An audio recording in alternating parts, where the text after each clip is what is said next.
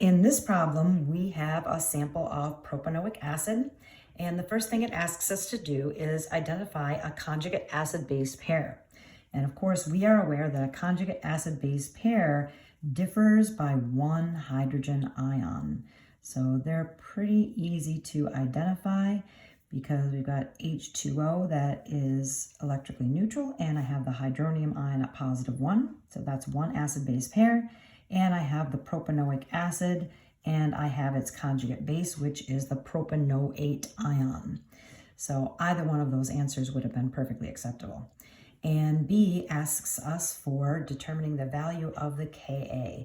So let's set ourselves up a Ka expression.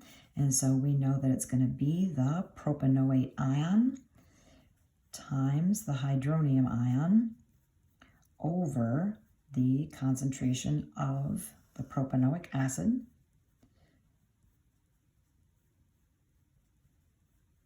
Sorry, it takes me a while to write that. And so if we are asking for our value of our Ka, that means if we have the X on the left, we have to have all the numbers on the right. So they gave us the pH of the 50 of the sample of the acid was 2.79. So I know my concentration of my acid is 0.20 molar. And if I do 10 to the negative pH, which is 2.79, I can get the hydronium ion concentration, which is 0.0016. If this guy is 0.0016, then I know this guy is also 0.0016. So my numerator is 0.0016 squared. And my denominator, we know technically it's 0.2 minus x, but we know that the x is so small that we can approximate it at 0.2. And I calculate the Ka there to be 1.3 times 10 to the negative fifth for my Ka. So there's part B. Part C, it asks us to determine whether each statement is true or false and explain the reasoning. As we look at little I, it says that we've got the pH of a solution prepared by that propanoic acid with sodium hydroxide is pH 7. And what do we know about this guy? As an acid, we know this is a weak acid. And as a base, this is a strong base. So what we know is that acid plus base makes salt plus water. So the salt that results here is going to be a basic salt. The salt that results comes from the hydrolysis of the conjugate base of this weak acid. This weak acid has a strong conjugate base.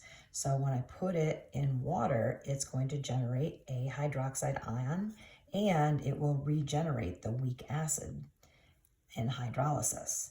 So we're pretty well aware that that's going to be a basic situation. So that answer is false. And little I, if the pH of the hydrochloric acid solution is the same as the pH of the propanoic acid solution, then the molar concentration of the hydrochloric acid solution must be less than the molar concentration of the propanoic acid.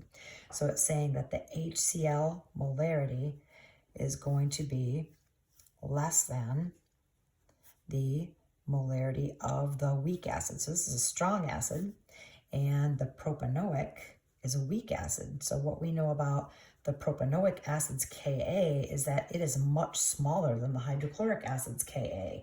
The hydrochloric acid ionizes to a much larger extent. So HCl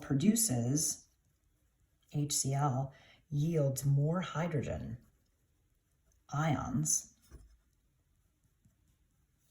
And so therefore, it requires a lower molarity in order to have that same pH. So this statement is actually true. The second blurb says a student is given the task of determining the concentration of a propanoic acid solution of unknown concentration.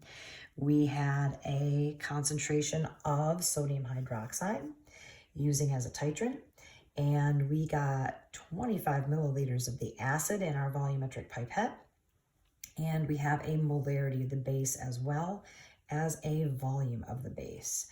So what are we looking for? We are looking for the molarity of the acid. So considering this is a monoprotic acid and a monohydroxy base, it's just a simple MAVA equals MBVB situation, where it is the molarity of the acid that we are searching for.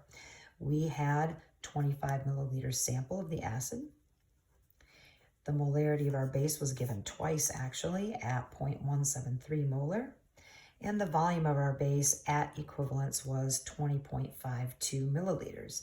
Now, it's okay to use milliliters as long as you do it on both sides. So as I calculate the molarity of my acid with my calculator, this guy is 0.142 molar for our propanoic acid. On to E.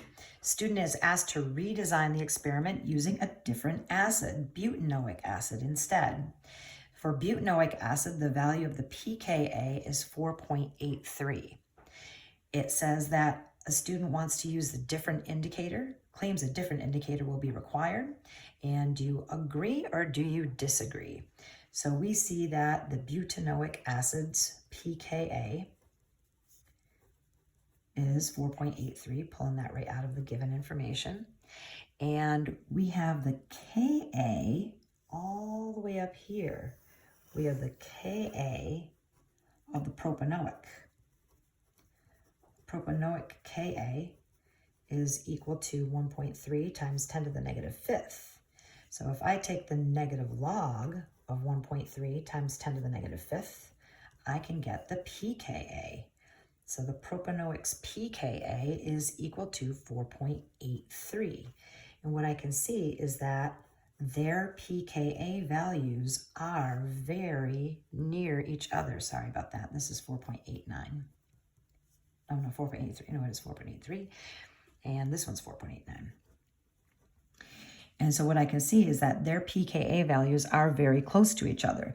The general rule of thumb is that the indicator's pKa must be within 1.0 units of each other. So since they are well within that range, the use of the same indicator is okay. So it is not necessary to have a different indicator. I hope that was helpful.